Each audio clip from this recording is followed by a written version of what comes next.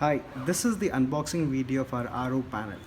So once you receive the RO panel and if you open it, on the top you would find a data sheet along with a warranty stamped card in it. And let's keep it separate. This is an invitation letter. It would include a card dispensing unit, an RFID card dispensing unit, an RFID card, and the RO panel.